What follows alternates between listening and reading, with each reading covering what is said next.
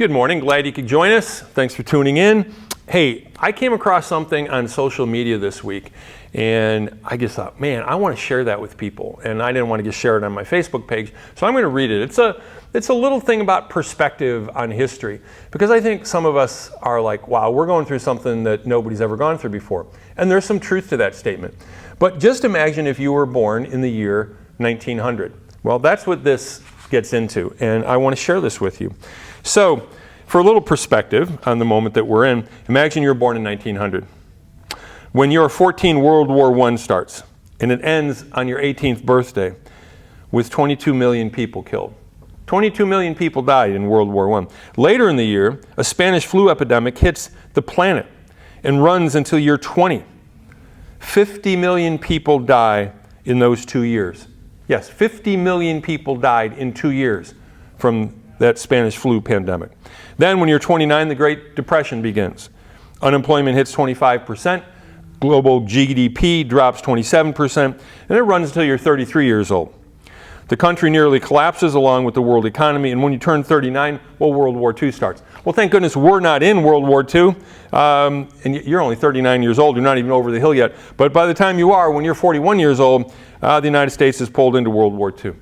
And between your 39th and 45th birthday, 75 million people die in World War II. 75 million people died because of the war. And then the Holocaust, you can add on another 6 million. And we're not even going to get into what the Russians did to their own people and what the Chinese did to their people. That's a whole other story. At 52, the Korean War starts. 5 more million people perish. When you're 64 years old, the Vietnam War begins. And it doesn't end for many years. I mean, it gets dragged on. And 4 million people die in that conflict. Approaching your 62nd birthday, you have the Cuban Missile Crisis, the tipping point in the Cold War. Life on our planet as we know it could well have ended, but great leaders prevented that from happening. If you don't know that chapter of history, man, powerful stuff.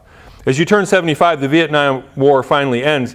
Think of everyone on the planet born in 1900. How do you survive all of that? And a kid in 1985 didn't think his 85-year-old grandparents could understand how hard school was. Think about it. Like I can, in 1985 I was 26 years old, but I think about my grandparents who are a little bit older, and they went through almost all of that. And it's kind of like, yeah, they don't know what I'm going through. I'm the one that didn't know jack. They'd been through everything. Now, it wasn't in their faces kind of the way it is now with television and everything else. But think about what that generation went through. Yes, yet with those grandparents and now great-grandparents, what they survived all that stuff that I just listed there. So, perspective is an amazing art. And history, man, it's something that we really need to grab a hold of. So let me give you a little challenge here. A couple of biblical heroes, Mordecai and Esther, right? They're stars of the book of Esther, and they save the day. If you don't know the story, that's okay. But they really stand up for God, and they risk their lives and everything. But at the beginning of the story, they risk nothing. They're undercover. They're secret agents for God. Just imagine the Peter Gunn theme right now, okay? Secret agents for God. Maybe you were a secret agent for God when the pandemic started. Maybe you were kind of like quiet about your faith. But maybe you've seen God do some things and you realize that life is temporal, but there's a life that's eternal.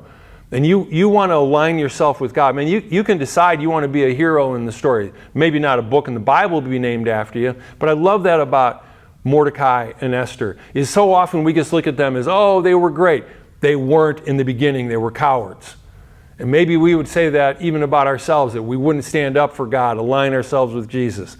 But today we can choose to do that and be bold and stand with God. I had a chance to chat with someone recently who, for all intents and purposes, is terminally ill, but is doing just spiritually so well. And I love the verse that Paul says, because he knew when he's writing Philippians, he's in prison and he might die.